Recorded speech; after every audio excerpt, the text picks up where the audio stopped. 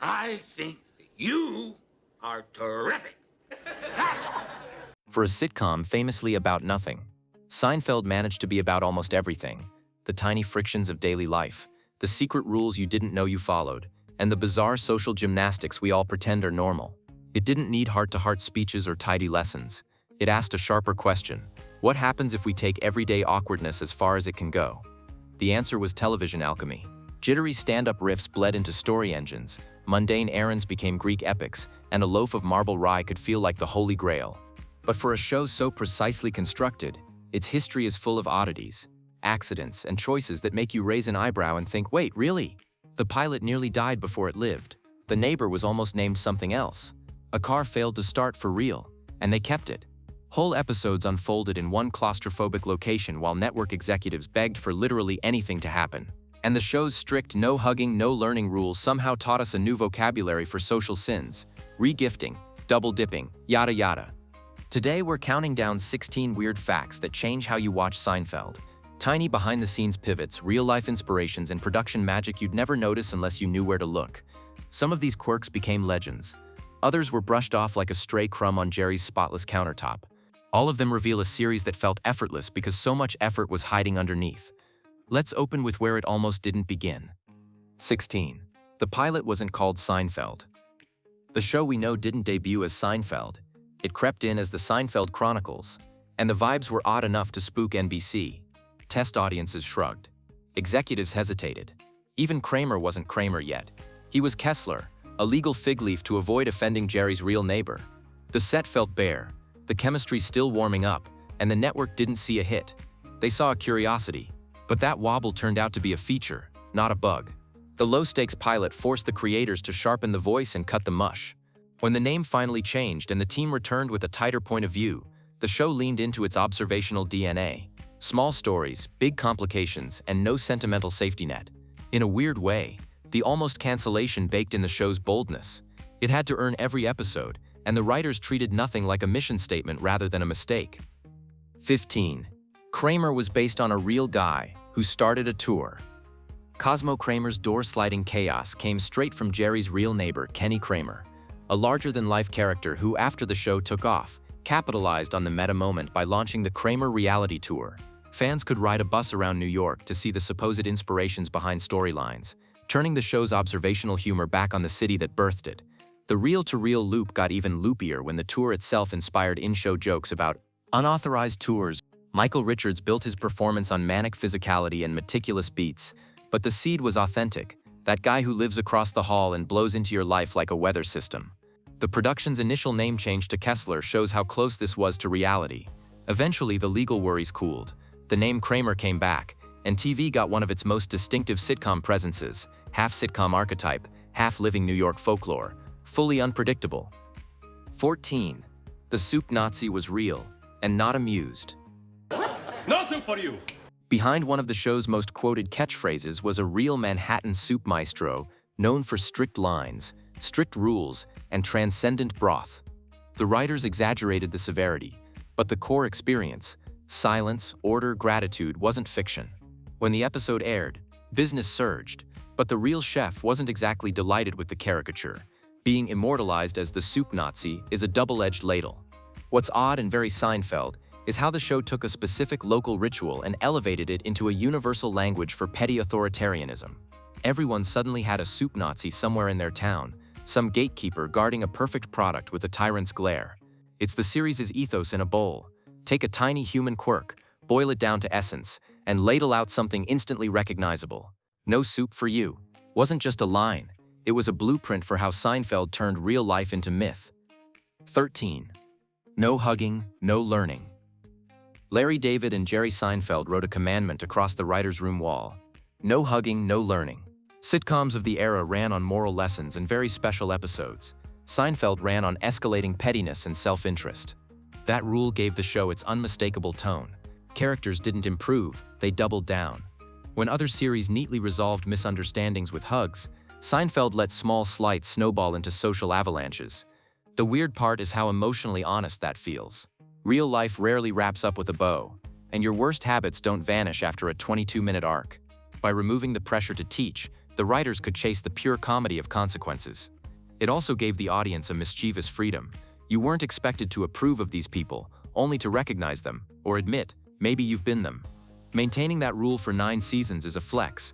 Turning it into a cultural signature is art. 12. The Contest never says the word. One of television's most infamous episodes never utters its subject. Master of My Domain became a euphemistic masterclass, dancing around a taboo topic with such precision that the censors couldn't pin it down and the audience didn't need them to. You felt every implication. That restraint made the jokes sharper, funnier, and here's the trick, more universal. The shame, competition, and quiet nightly bargaining with yourself became the fuel for a perfectly structured farce. It's weird in retrospect that an episode so brazen is actually so careful. No explicit language, no crude punchlines, just carefully chosen phrasing that let the audience do the final mile of comedic math. The episode won an Emmy and a permanent spot in TV history, proving Seinfeld's proud thesis: you can push boundaries harder by showing less, by trusting that viewers will connect the dots and maybe see themselves a little uncomfortably in those dots. 11. The theme was re-recorded to fit Jerry's monologue. That slap bass sting wasn't a canned loop, it was a living instrument. Composer Jonathan Wolfe recorded the theme fresh for each episode's opening stand-up, syncing his funky mouth-pop percussion to Jerry's rhythm and punchlines. It's a tiny production choice with a big effect. The comedy starts before the scene does, and the music is literally listening to the jokes. In an era when most sitcoms slap the same jingle on every week, Seinfeld's opener felt conversational and elastic. The weirdness here isn't the sound, it's the method. A sitcom theme tailored episode by episode is more like late-night jazz than network TV. That flexibility echoes the show's structure too. Stories orbited one another, then clicked together at the end like musical motifs. The theme didn't just brand the show, it primed your brain for the cadence of observational humor, half groovy bass, half knowing smirk. 10. The Chinese Restaurant almost didn't air. Nothing happens is a terrifying pitch to a network. And nothing happens in one location is a career risk. NBC initially balked at an entire episode set in a restaurant lobby where the only plot engine is waiting for a table, waiting for a payphone, waiting for each other's patience to run out. But that constraint turned into comedy oxygen. With nowhere to cut away to, the episode distilled Seinfeld's thesis: the smallest social delays can expose the ugliest parts of us. Every minute raises the stakes, every missed name call feels like cosmic injustice. It's weird that one of the series' best episodes is about the absence of event, but that's the magic trick. The event is how people behave when denied convenience. Once it aired, the bottle episode template became a badge of courage, proof that the show could make time itself the antagonist and still get you to lean forward. 9. The parking garage car wouldn't start, minus for real. Sometimes the universe pitches in. The exhausted quartet finally finds the car, and it won't start. That defeated beat wasn't in the script. The vehicle legitimately failed. Rather than reset and pretend, the production embraced reality, turning a mechanical hiccup into the perfect Seinfeld ending. The cosmos, once again, refuses to cooperate. It's weirdly emblematic of the show's philosophy: if something goes wrong and it's funny, keep it. Actors were already playing peak frustration. The dud ignition added the exclamation point. The moment also underlines why Seinfeld felt so authentic despite its precision. The writers loved clockwork structure, yes, but they also had the instincts of documentarians. When life delivered a better joke, they let it stand. The result is a tiny shard of truth. After all that walking, all those wrong turns, sometimes the punchline is simply that you're not going anywhere. 8. The Junior Mint wasn't exactly a junior mint. The surgery scene where a junior mint plops into the patient is deliriously absurd, but the candy on camera wasn't a standard mint. For close-up clarity and controllable trajectory, the team used a small camera-friendly stand-in so the drop would read perfectly under bright surgical lights. It's a classic bit of film sleight of hand. You see what your brain expects, not what the props department actually wrangled with tweezers and fishing line. What's weirder is how the joke walks a razor's edge between squeamish and silly, and wins. It's transgressive without being gross, charming without being cute. That balanced, meticulous staging of something gleefully stupid is Seinfeld to the core. It also shows how the show could go physically big when needed, turning a throwaway visual into a legend you can quote with a hand-toss gesture. It's a junior mint.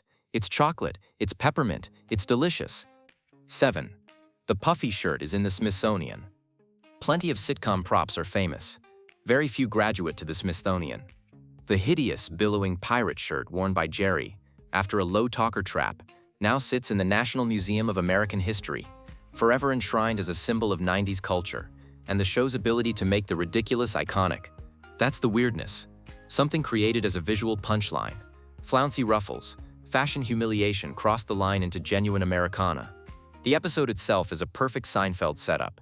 A polite uh-huh leads to public embarrassment, because the polite uh-huh was actually a commitment. The shirt's museum residency proves how the series weaponized specificity. You remember the exact blouse, the exact humiliation, and the precise social mechanism that caused it. It's not just a costume, it's a monument to the everyday traps we set for ourselves when we're too embarrassed to ask someone to repeat themselves. 6. The show popularized everyday words. Before Seinfeld, you probably knew yada yada, and might have accused someone of double dipping, but the show turbocharged those phrases into everyday etiquette law. Add regifting to the lexicon, and you've got a trifecta of social infractions that now live rent-free in our vocabulary. It's weird that a sitcom could rewrite language, but Seinfeld's trick was to name things everyone already felt. Double dip isn't just gross, it's a betrayal of communal trust. Regift isn't just thrifty, it's a breach of sincerity. Yada yada is both efficient and suspicious. What exactly did you skip there? Once you label a behavior, you see it everywhere. The writers pinned tiny butterflies of human nature to the corkboard and gave them tags. That's not just funny, it's anthropology by punchline. Decades later, we still police parties with Seinfeldian terms, proving how thoroughly the show colonized our daily conversations. 5. The unmade gun episode. Seinfeld flirted with a tonal cliff and stepped back. An early season script centered on Elaine considering buying a gun, an edgy premise that felt wrong the closer they got to filming. The episode was written and rehearsed, but ultimately scrapped. The weirdness is not that they wrote it, it's that they refused it. A show that proudly tackled taboos knew the difference between breaking rules for comedy and detonating the show's emotional contract. Seinfeld could be cynical, petty, even cruel, but it didn't want to feel mean. A firearm in that universe doesn't escalate into farce, it crushes it. By walking away, the creators clarified the series' boundaries. They weren't cowards. They were chemists who understood which elements explode the experiment. The lost episode now lives as a kind of negative space in the show's history, the thing Seinfeld could have been but chose not to become. 4. Hiding Julia Louis-Dreyfus's pregnancy. Watch certain runs of episodes and you'll notice Elaine's wardrobe swelling into roomy coats, outsized blazers, and cleverly placed props. That's because Julia Louis-Dreyfus was pregnant, and the show opted for classic TV camouflage. What's weird is how seamless it feels once you know the trick. The staging and blocking play like normal visual rhythm until your brain clicks and you realize how often her midsection is obscured by a countertop, a laundry basket, or a peculiarly bulky tote. It's a testament to a production that prized performance above all else. Elaine's wit, stubbornness, and physical comedy never blinked. The camera simply collaborated. In a series where tiny details matter, this behind-the-scenes choreography is its own minor miracle, proof that sitcoms are engineering feats dressed as hangouts. You weren't meant to notice. The fact that you usually didn't means the trick worked perfectly. 3. Steinbrenner was Larry David's voice. George's boss, the back-of-the-head Yankees titan, sounds suspiciously like Larry David. That's because it is. The real George Steinbrenner never appears front and center. Instead, we get a bobbing silhouette and Larry's caffeinated monologues, a comedic ventriloquism act that turns corporate intimidation into lovable babble. The weird alchemy is how the bit preserves power dynamics while keeping the scenes light. You feel George Costanza's perpetual panic, but the boss's voice is such a verbal pinball machine that it disarms you. It's also deliciously meta. The co-creator of the show literally speaks for the off-screen authority figure who rules George's fate. In a series obsessed with status games, who's up, who's down, who gets the booth, the headless Yankees chief is both terrifying and ridiculous. Only Seinfeld could make the symbol of New York sports into a recurring audio gag that still lands 30 years later. 2. Newman debuted off-screen. Newman, apostle of petty vengeance and sworn enemy of Jerry, didn't stride in with trumpets. He first appeared as an unseen voice, again supplied by Larry David, griping from off-camera. When Wayne Knight stepped into the role, everything snapped into focus. Knight's sly smile and wounded dignity made Newman more than a cartoon villain. He was the neighborhood's id, the guy who turns minor slights into lifelong crusades. The weird part is how naturally the character grew from disembodied complaint to physical presence, like a rumor that gains mass. It fits the show's ecosystem perfectly. In Seinfeld, everyone's a neighbor until they're a nemesis. Once Newman materialized, he became a Swiss watch antagonist, able to power plots with a single "Hello, Jerry." That's a rare arc, born as a voice, matured into an icon, proving the writers could smell potential and then write to an actor's superpower. 1. The finale drew about 76 million viewers, and backlash. Few comedies end with a courtroom roast of their own characters, but Seinfeld did, corralling a parade of past bit players to testify that Jerry, Elaine, George, and Kramer were, frankly, terrible. About 76 million people tuned in, an audience number unthinkable today, and a loud chunk of them left irritated. That reaction is the weirdest and most Seinfeld outcome possible. A show defined by thwarted expectations ended by thwarting yours. The finale re-argued the series' central case, that actions have consequences, even for charming sociopaths, and then broke its toys. Whether you love the ending or grit your teeth at it, you can't deny the scale. Seinfeld exited as it lived, confidently, divisively, and absolutely on its own terms. The backlash only cemented the legacy. You don't argue about forgettable shows decades later. You argue about temples of television, and this one carved its commandments in sarcasm. If you strip away the lore and look at the wiring, Seinfeld's weird facts aren't random trivia. They're the fingerprints of a creative philosophy. The near-botched pilot and the unseen gun episode show a team learning when to say no.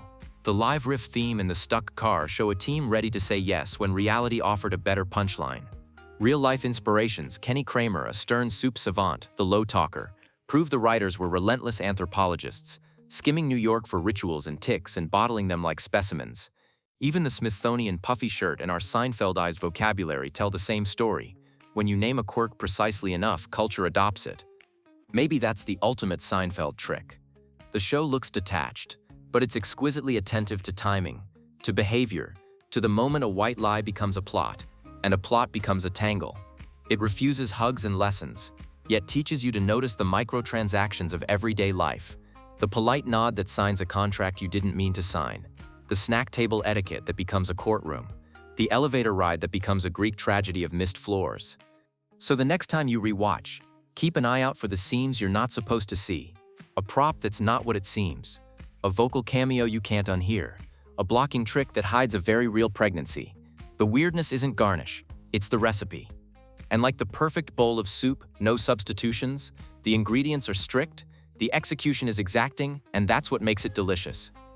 Yada yada, roll credits.